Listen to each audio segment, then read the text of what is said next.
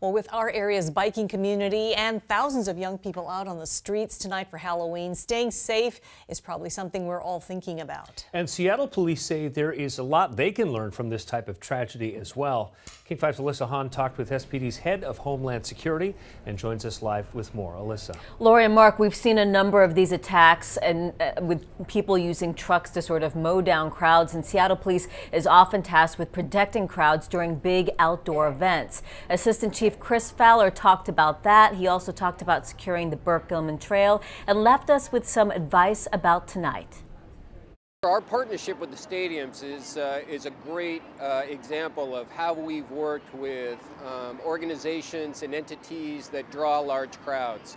And working closely with their security, their ownership, and their executives in really understanding the perimeter, what the threats are, doing strong analysis, and then supporting them with vehicles to prevent the type of thing that unfortunately we've seen today and far too often over the last several months.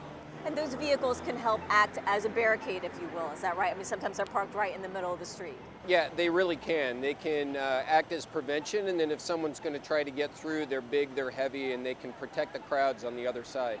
Your thoughts about the traffic on the Burke-Gilman and whether or not vehicles can access it, and are you concerned?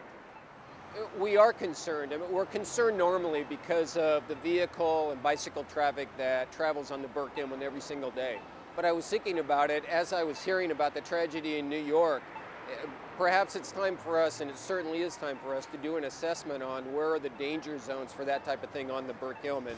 Certainly in our neighborhoods that use a lot of bicycles and have more access from vehicles. It's Halloween. Your advice to families and, as they head out on the roads tonight? I think caution is always important during these types of days or holidays when crowds gather.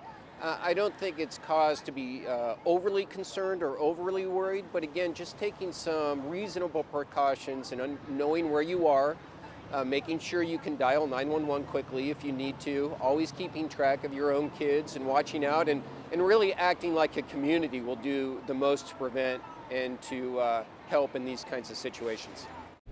Law enforcement often talks about situational awareness, making sure you're aware of what's around you when you're walking, biking, running, whatever you're doing, making sure those headphones are out of your ears and just paying attention to what's going on. Reporting live in the newsroom, Elisa Hahn, King 5 News.